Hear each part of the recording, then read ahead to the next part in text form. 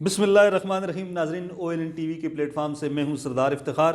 ناظرین ہماری test transmission آزمائشی نشریات کا آغاز ہو چکا ہے ایبٹ آباد اسٹوڈیو سے، اور ہم اس وقت موجود ہیں ایبٹ آباد اسٹوڈیو میں. میرے ساتھ موجود ہیں آج ایبٹ آباد کے بڑے معتبر اور سینئر صحافی بیورو چیف ہیں ARY کے محمد اشفاق صاحب. آج ان سے ہم سیاسی جو صورتحال ہے ایبٹ آباد کی، سیاسی جو ٹمپریچر ہے اس کے حوالے سے خصوصی گفتگو کریں گے اور ان سے پوچھیں گے کہ کون بنے گا ایبٹ آباد کا سلطان. اشفاق صاحب ONN کے اسٹوڈیو میں ہم آپ کو خوش آمدید کہتے ہیں، اور پہلا سوال فوراً آپ سے جو ہے وہ یہی کرتے ہیں کہ کون بنے گا آپ کی نظر میں ایبٹ آباد کا سلطان؟ بہت شکریہ سردار صاحب کہ آپ نے اپنے پروگرام میں ہمیں یہاں پہ بلایا. دیکھیں، اس ٹائم پہ ایبٹ آباد میں ایک ایسا سوشل میڈیا نیٹ ورک کی ضرورت تھی کہ جس سے لوگ اپنا اچھا پیغام اپنے سامنے لا سکیں. آج اس حوالے سے آپ نے جو پروگرام ONN کے تھرو لایا ہے، کیونکہ اس ٹائم بلدیاتی جو الیکشن ہے اس کی جو گہما گہمی اپنے عروج پر پہنچ چکی ہے، اور ایبٹ آباد میں بڑے بڑے جو شہزادے ہیں وہ میدان میں آئے ہوئے ہیں، جس میں سابق وزیر اعلیٰ خیبر پختونخوا سردار مہتاب احمد خان کے فرزند شمون یار خان بھی میدان میں ہیں، سابق ضلع ناظم سردار شیر بہادر صاحب ہیں، اس کے ساتھ ساتھ شجاع نبی صاحب بھی موجود ہیں پاکستان تحریک انصاف سے. لیکن ابھی کہنا قبل از وقت ہوگا کون بنے گا، لیکن ایک کانٹے کا مقابلہ ہونے جا رہا ہے. آپ کسی کو بھی اس ٹائم پہ نہیں کہہ سکتے وہ شہزادہ ہے اور وہ جو بلدیاتی الیکشن ہے وہ جیت جائے گا، لیکن مقابلہ بڑا سخت مقابلہ ہے. بالخصوص آزاد امیدوار اور پاکستان تحریک انصاف کے شجاع نبی اور اپنا شمون یار خان کے درمیان سخت کانٹے کا مقابلہ ہے.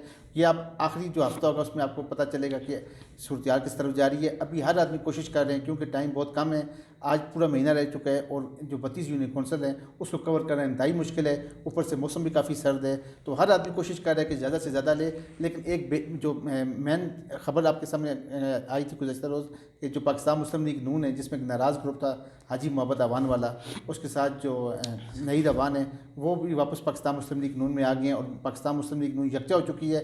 اس ٹائم پہ ہم یہ کہہ سکتے ہیں کہ ابھی تک جو حالات نظر آ رہے ہیں اس میں پاکستان مسلم لیگ نون کا پلہ بھاری نظر آ رہا ہے. جی اشفاق صاحب، بڑی زبردست آپ کا تجزیہ ہے. آپ نے ایک لفظ استعمال کیا ہے شہزادہ.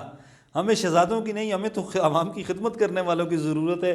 اگر بات شہزادوں کی ہے تو پھر عوام کی خدمت کون کرے گا؟ دیکھیں سردار صاحب، یہی تو افسوس کا کہنا پڑ رہا ہے، کیونکہ ہمارے پاس جو نمائندگی ہوتی ہے یہ تحصیل کا واحد الیکشن ہے کہ آپ MNA کے مطابق آپ کے پاس خرچہ نہیں ہوگا، آپ میدان میں نہیں آ سکیں گے. ابھی اس میں غریب لوگ بھی آئے ہیں، لیکن آپ دیکھ لیں کہ ان کی کوئی بھی ابھی تک اس طرح کی پریسٹیج سامنے نہیں آ سکی کہ وہ آ کے مقابلہ کریں گے، کیونکہ یہ پیسوں کا یعنی سسٹم کی خرابی ہے کہ غریب آدمی یہاں پہ الیکشن نہیں لڑ سکتا. اگر ہمارا جو الیکشن کمیشن ہے، ہماری حکومت، اس سے پہلے دیکھنا چاہیے تھا کہ جو پرویز مشرف صاحب کے ٹائم پہ جو سسٹم لایا گیا تھا وہ اتنا بہتر تھا. اگر اس سسٹم کو لایا جاتا تو میرے خیال سے اخراجات بھی کم ہوتے. پھر کیسے غریب آدمی کیسے آئے گا اقتدار میں؟ دیکھیں، اس میں سردار صاحب آپ کی بہت اہم سوال ہے. اس کی بنیادی وجہ ہے کہ جب تک آپ کے پاس نچلی سطح تک اختیارات آئیں گے نہیں تو آپ کا آدمی اوپر تک نہیں آ سکے گا. پرویز مشرف صاحب کا جو سسٹم تھا اس میں نچلی سطح تک اختیارات آئے تھے. آپ نے خود دیکھا ہوگا 2005 کا جب زلزلہ آیا تھا اس ٹائم پہ اگر یہ آپ کی نچلی سطح پہ ناظم فعال نہ ہوتے تو میرے خیال سے وہ اتنا مشکل. NRB نے بنایا تھا نا، جنرل تنویر نقوی نے بڑا زبردست نظام بنایا تھا، دانیال عزیز نے مل کر. اب جو آپ کا آگے یہ آپ کا سامنے عام انتخابات والا سسٹم آپ کا آ چکا ہے. وہی MNA MPA کی آگے جو آپ کا تحصیل ایبٹ آباد ہے، 2 MPA اور 1.5 MNA کے برابر آپ کی وہ آ گئی ہیں 32 یونین کونسل، اس کو کور کرنا انتہائی مشکل ہو جائے. اچھا یہ بتائیں کہ سردار ادریس جو سابق صوبائی وزیر بلدیات ہیں، انہوں نے سردار شیر بہادر صاحب کی حمایت کی ہے. کیا سمجھتے ہیں کہ اس حمایت سے سردار شیر بہادر صاحب کو کوئی فائدہ ہوا ہے، یا تحریک انصاف کو؟ کچھ لوگ کہتے ہیں کہ تحریک انصاف کو ان کی شمولیت سے کچھ بوسٹ ملا ہے اور سارے متحرک ہو گئے ہیں یکدم. کیا کہیں گے؟ دیکھیں جی، ایک چیز تو ہمیں دیکھنی ہوگی کہ سردار ادریس صاحب کا جو اعلان ہوا ہے، اگر یہ کچھ دن بعد اعلان کرتے تو میرے خیال سے زیادہ امپورٹنٹ ہوتا ہے، لیکن انہوں نے پہلے اعلان کر دیے.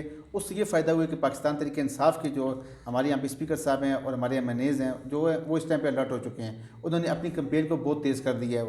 جس طرح نقیب اللہ خان صاحب پاکستان تحریک انصاف کے سابق ضلعی صدر بھی رہ چکے ہیں، وہ ناراض تھے، ان کو بھی کل جا کے رات کو منا لی ہے. اس سے یہ حالات نظر آ رہے ہیں کہ پاکستان تحریک انصاف اس ٹائم پہ ایک مضبوط جماعت کے طور پہ سامنے آ رہی ہے، لیکن سردار ادریس کے آنے سے سردار شیر بہادر صاحب کی پوزیشن بھی سٹرانگ ہوئی ہے. اچھا، 2 بڑے دبنگ لوگوں کا آپ نے نام ہی نہیں لیا، عبدالرزاق عباسی صاحب کا، آپ کے دوست ہیں نصیر خان جدون صاحب.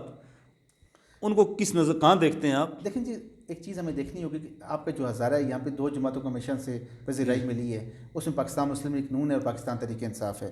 یہ تو بڑی جماعتیں آ گئی ہیں.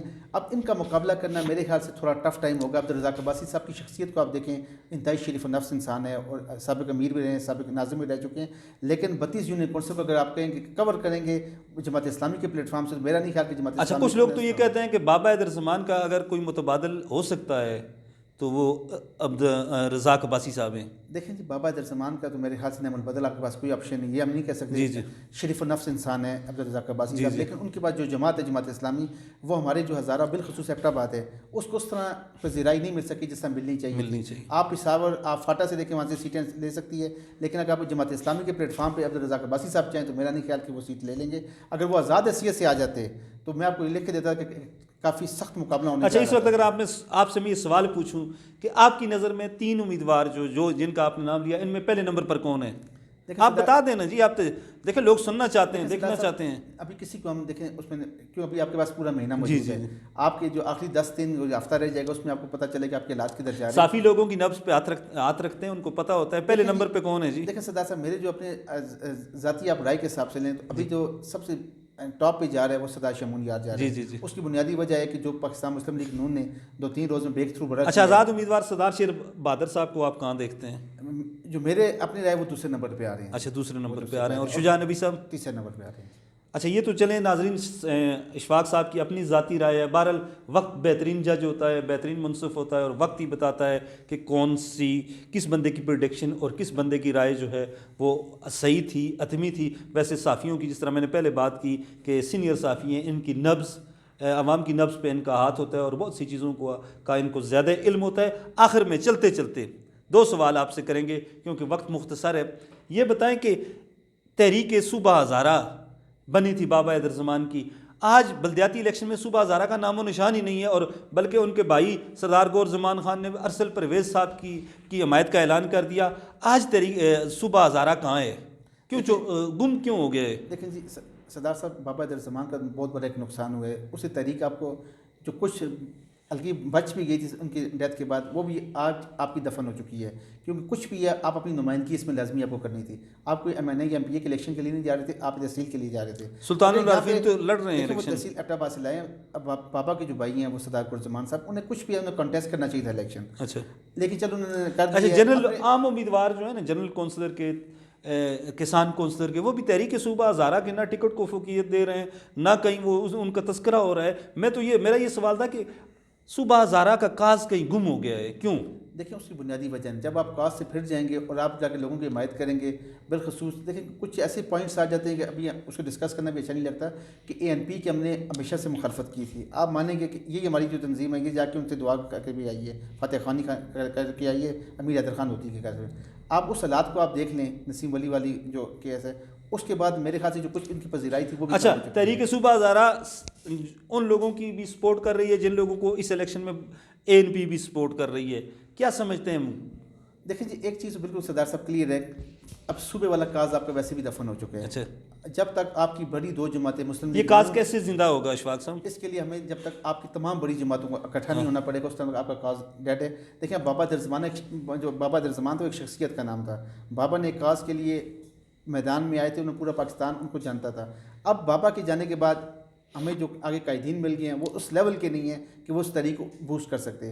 اب مجھے چاہیے کہ اس ٹائم پہ ہمیں بابا حیدرزمان کے پلیٹ فارم کو اگر زندہ رکھنا ہے اس میں صوبہ ہزارہ تحریک ہو یا باقی جو جماعتیں ہیں ان کو ایک پلیٹ فارم پر آنا ہوگا اور صوبہ ہزارہ کے لیے. اچھا آخری سوال چلتے چلتے، آج گلیار ڈیولپمنٹ اتھارٹی کے نئی ڈی جی کے الیکشن کے سے ہٹ کے ہے، میرے اور آپ کے دوست آئے ہیں سابق ڈی سی ایبٹ آباد کیپٹن ریٹائرڈ خالد محمود، کیا کہیں گے ان کے حوالے سے اور جی ڈی اے کے حوالے سے؟ دیکھیں سر ایک چیز ہے کہ جی ڈی اے کے انتہائی ایماندار افسر آ رہے ہیں. جی خالد محمود صاحب یہاں پہ ڈپٹی کمشنر ایبٹ آباد بھی رہ چکے ہیں. میرے خیال سے ان کا ٹینور سب سے اچھا ٹینور یہاں پہ رہے. اب جی ڈی اے ان کا ایک بڑا چیلنج ہوگا کیونکہ بڑے منصوبے ہیں، بڑے پروجیکٹس ہیں، کیا انہیں پائے تکمیل تک وہ پہنچا سکیں گے؟ ان کے لیے ایک بڑا چیلنج ہوگا. اور دوسری بات ہے وہ خود بھی ڈی سی رہے ہیں اور ڈی سی پشاور رہ کے آئے ہیں.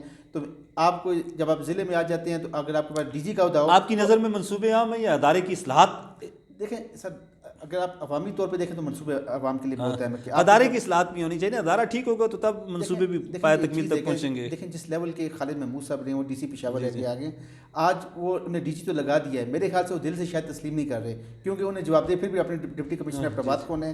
تو اس لحاظ سے آپ دیکھیں تو ان کی وہ پوزیشن اس طرح فوقیت نہیں دے رہی، لیکن پھر بھی وہ انہوں نے سی ایم صاحب نے خصوصی چارج دیے کیونکہ کوئی ایسا افیسر نہیں تھا جو جی ڈی اے کا چارج لے رہا ہو. خالد محمود صاحب کو بھی ذمہ داری سونپی گئی ہے.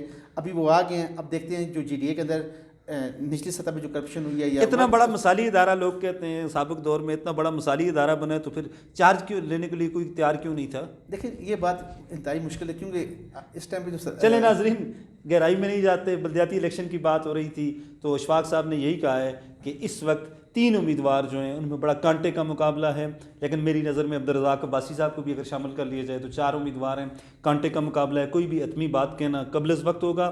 آپ ONN دیکھتے رہیں، انشاءاللہ ہم بلدیاتی الیکشن ہوں یا کوئی اور ایشو، انشاءاللہ ہم بنیں گے آپ کی آواز۔ اب مجھے ایبٹ آباد اسٹوڈیو سے اپنے دوست محمد اشفاق صاحب کے ساتھ اجازت دیں، اللہ حافظ۔